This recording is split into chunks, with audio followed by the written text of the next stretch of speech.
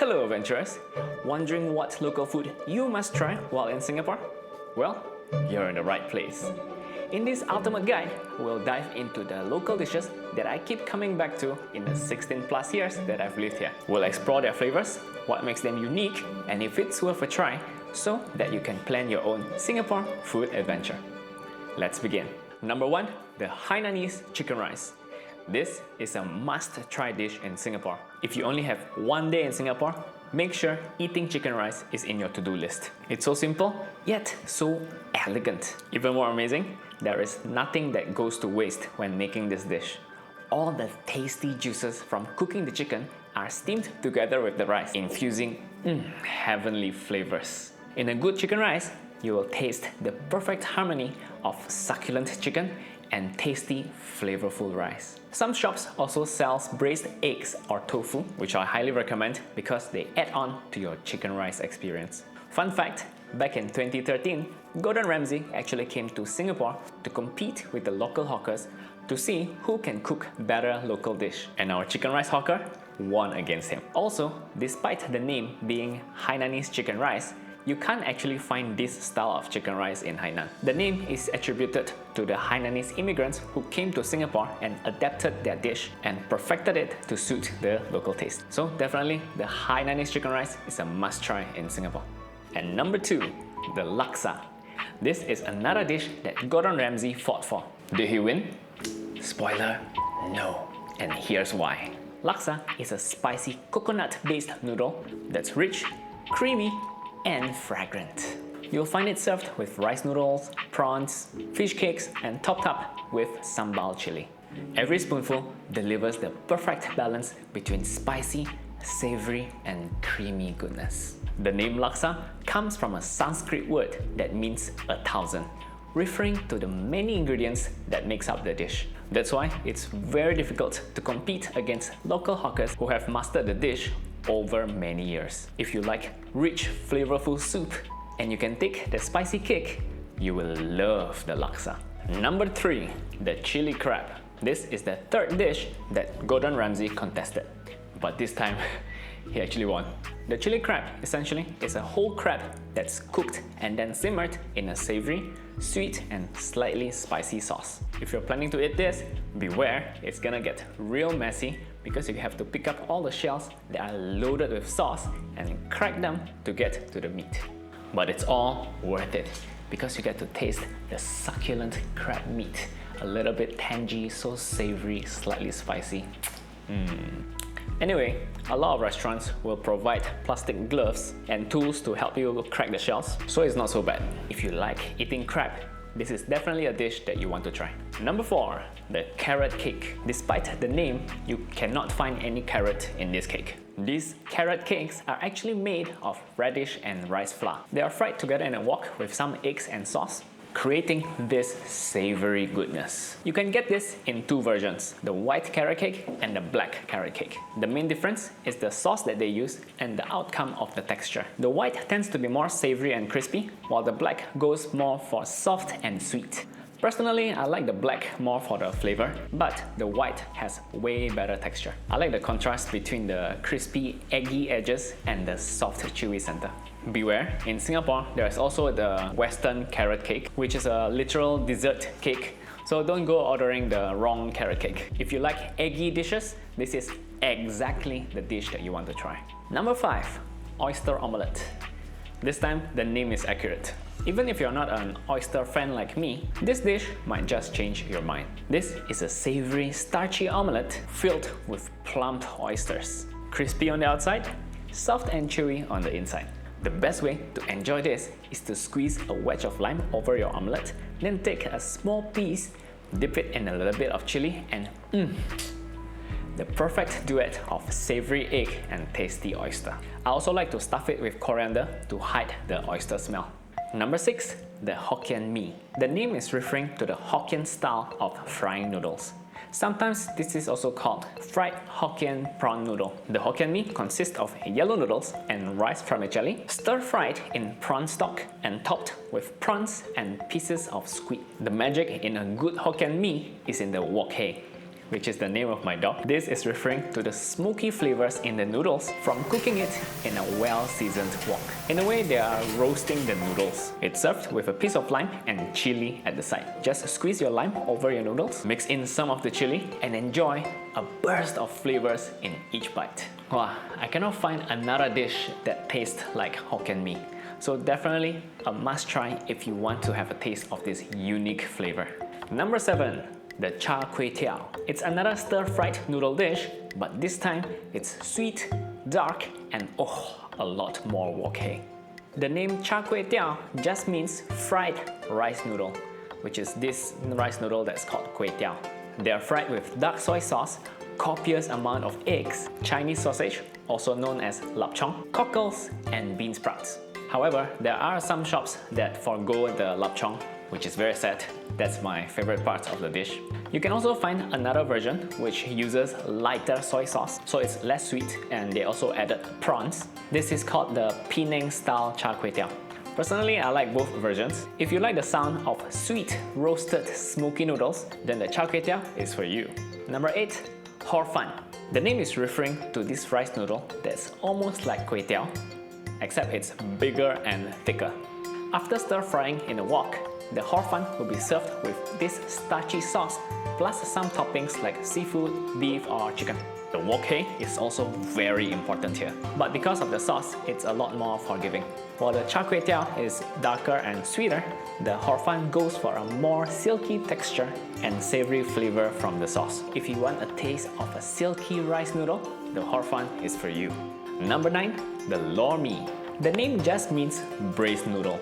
In each bowl of lor mee, you'll find noodles drenched in this thick gravy that's chock full of intense flavors. Usually it will come with toppings such as fish cake, pork slices, and in one of the popular lor mee spots, they even have fried shark nuggets. For the full experience, add some minced garlic, a dash of vinegar, and some corianders straight into your bowl. If you're planning to eat this, but you have something important later in the day, like let's say a date, cancel it. Because after eating this, your mouth will smell like lor mee for the rest of the day. Yes, cancel the date, not the lor mee. Number 10. This is the heaviest meal in Singapore, wonton mee. Just kidding. The wonton is actually referring to these dumplings that always comes with this noodle. But really, if you eat too much of this, you'll become wonton yourself. So funny, I'm laughing myself.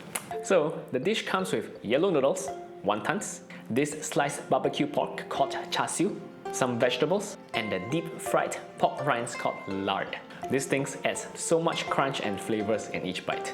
There are quite a few versions of wonton mee in Singapore. The basic difference is the soup or the dry version. The soup wonton mee, basically everything is served in a light broth. In the dry version, the noodles will be tossed in a sauce. And this sauce is different for every stall. But mostly, wonton mee tends on the sweeter side. So, if you're craving for some sweet and savory noodle, the wonton mee will scratch your itch. Number 11. The bak chor mee. The name translates to minced meat noodle. Similarly, you can choose between soup and dry, but for bak chor mee, you also choose your type of noodles. Normally, they offer the mee pork. There is no pork in the noodle. The name is mee pork. This is the flat and white noodle, similar to your fettuccine. Then there is also the mee kia, which is a small and springy noodle, similar to angel hair pasta. Each bowl of bak chor mee usually also comes with toppings such as pork slices, meatballs, pork liver, and sometimes wonton dumplings. If you like savory, flavorful noodles, the bak chor mee is a good try. Number 12. The prawn noodle. The biggest strength in this dish is their prawny broth. The prawn noodles also come in soup or dry version. Your prawn soup will come separately in another bowl. Some shops also sell add-on pork ribs, which I highly recommend. Personally, I like to get a bowl of dry prawn noodles so that I can fully taste the noodles in the nice sauce and the savory prawn broth. If you want to taste the perfect infusion of prawn and noodles, you have to try this. Number 13. Satay. This is actually a Javanese word for skewered meat. Usually, you'll find sticks of chicken, beef or pork grilled on these long metal strips that's full of charcoal, which are then served with this special peanut sauce for dipping. You might also find some onions, cucumbers, and these rice cakes called ketupat at the side. Some sweeter variants in Singapore also have pineapple pieces in the sauce. When it's done well, you'll be treated to juicy meat, charred to perfection in each bite. Dip it in some peanut sauce for extra sweetness and crunch. If you like barbecue meat, you cannot miss the satay. Number 14, the roti prata. Every culture has their own version of flatbread. In Singapore, it's very much an adaptation to the Indian roti. The way I like to have my prata is to have it freshly fried so that the outside is crispy and flaky while the inside is soft and chewy. Then I'll ask for the complimentary bowl of curry, which you can refill for free. Just ask for it. Cut a slice of the prata, dip it into curry, and you'll taste the orchestra of crunchy and savory in your mouth. But the biggest problem I have with prata is pre-cooking. So some shops try to cater to peak hours by cooking a lot of the prata and leaving them in a stack so that when there's a new order, they'll just take from the stack and serve. Yes, it makes fulfilling orders to be very fast, but the outcome is terrible. After sitting around in a stack, you get soggy prata, which is not as delightful to eat. If you want more flavors, there's a lot of versions of prata that you can get. The most popular kinds are egg pratas, onions, and cheese. There are also more exotic ones like prata bomb, which is prata with extra ghee and condensed milk. Essentially, you're eating a cake.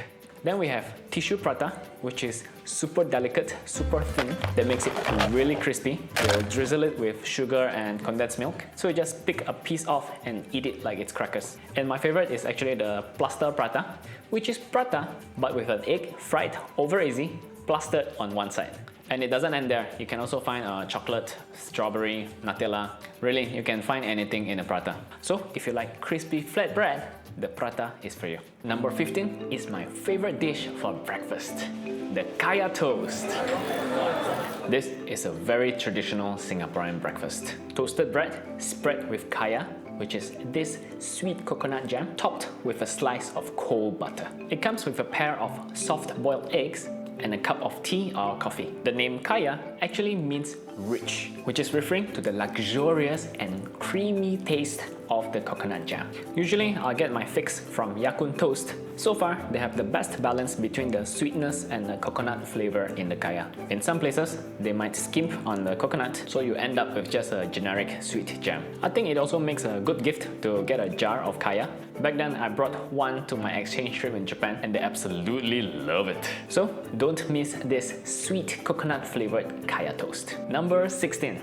The fish soup. This is a very comforting soupy noodle dish. In each bowl, you'll find sliced fish, noodles, and some other toppings in a clear and savory broth. In some places, you can choose to add milk into the soup to make it creamier. You can also choose what kind of fish you want in the soup. Most of the time, you get to choose between sliced steamed fish or fried fish. The problem I have with this dish is that some shops are very stingy. They give so little fish slices that you feel scammed calling it fish soup. Number 17. The bak kut teh. The name actually means meat bone tea in Hokkien, which is referring to the soup that's brewed with herbs and pork bones. There are two main types that you can find in Singapore, the garlic peppery kind and the herbal kind. The best part about eating bak kut teh is the free soup refills. So usually, I'll order with a bowl of rice, then I'll slowly eat my rice while sipping on the unlimited soup. I'll also get the youtiao, which are deep fried breadsticks. I'll take one piece, drown it in the soup, so when you bite into it, it just mixes with the savory and crunchiness, match made in heaven. The pork ribs in the soup also have meat on it. The best way to enjoy them is to get some dark soy sauce and cut chili to use it as a dip. If you like soup, the bak kut teh is definitely something you want to try. Number 18. Pig intestines. Honestly, my first impression of this dish is disgust. Pig intestines doesn't sound very appealing to me, especially after all the negative impressions about pigs being dirty. What if their poo-poo is stuck in the intestines? But after eating a good plate of braised pork intestines that we call kway chap here, everything changed. This is what a plate of kway chap looks like. You'll find an assortment of braised pig organs. Those long rubbery looking things are the small and large intestines. Pork belly, usually it'll also come with some other sides like fish cake, braised egg, and everything is drenched in this herbal soup. I also like to enjoy it with a bowl of thick rice noodle that's called kueh. Each bite offers a very unique texture and flavor. And each shop always have a nice dipping chili that goes very well with the intestines. There's also the clear soup version, but personally I highly prefer the braised kway chap version. So pig intestines may not be the most appetizing thing, but if you're feeling adventurous, it'll be a whole new flavor experience for you. Number 19. Mutton soup. Actually, I haven't had this in a long time because my wife don't really enjoy mutton. But I do recall the savory and hearty flavors in each bowl. It's best eaten with a bowl of rice. Just balance each spoonful of rice with those flavorful broth. This is another great soup to try for you soup lovers. Number 20. Yong Tau Foo. The name Yong Tau Foo means stuffed bean curd in Cantonese. The best part about this dish is that you can customize it to your own taste. In front of the store, you'll see these rows of ingredients. Vegetables, meat, all kinds of tofu. To get started, just take an empty bowl from a shop and pick out the ingredients that you want in your Yong Tau Foo. The number of items you can pick depends on the store. Usually you have to pick at least 6 to 7 ingredients. Next, you pass them your bowl and you tell them how you like your Yong Tau Foo. You can choose the soup base that you want. I recall seeing Tom Yum flavor and even laksa. Or you can have your Yong Tau Foo dry, which they will refry all your ingredients and serve it to you in a bowl. Basically, Yong Tau Foo is like a salad bar. Number 21. The Xiao Long Pao. Actually, this one is not very Singaporean, but it's a very nice dish that you can find in Singapore. The Xiao Long Pao looks just like a dumpling, but deep within is juicy pork fillings that explodes into savory goodness when you put it in your mouth.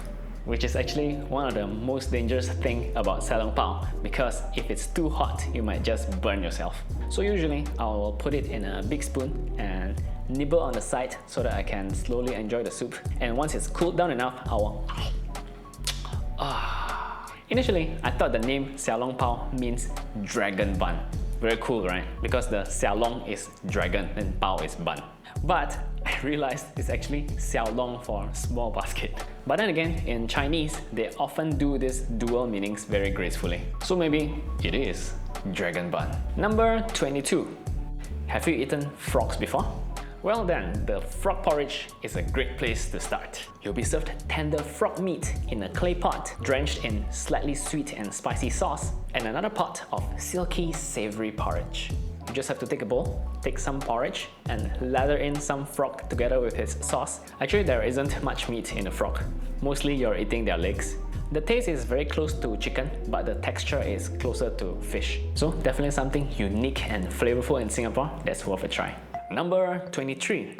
Dim sum. The dim sum is a bit confusing because it's not actually a dish. When you go for dim sum, you'll actually eat small plates of steamed buns, dumplings, and snacks, many of which comes in this very iconic bamboo steamer. The name dim sum actually means touch the heart in Cantonese, which is referring to how these small plates of dishes is to warm your heart. The most heartwarming dishes for me are the chi chong fan, which are this steamed rice roll, the deep fried yam ball, and the salted egg buns.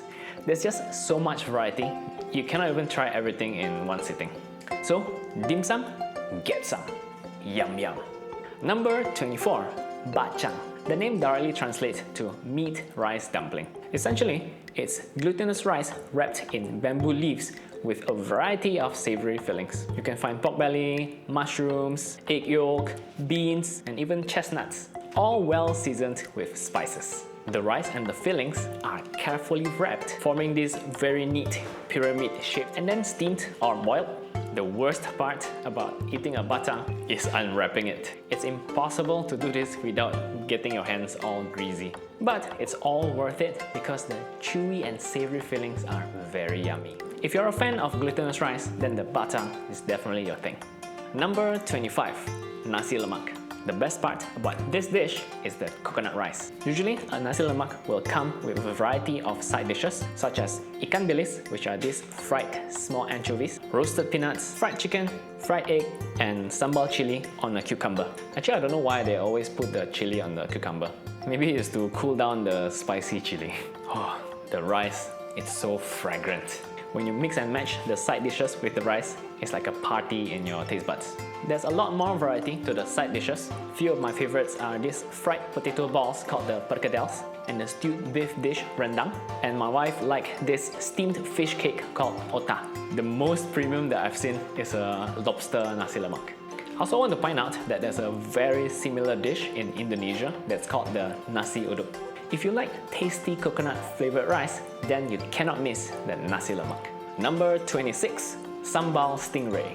To make this, a chunk of stingray is slathered with sambal chili, then grilled to perfection. It's traditionally served in a banana leaf with a side of lime wedges and a shrimp-based chili.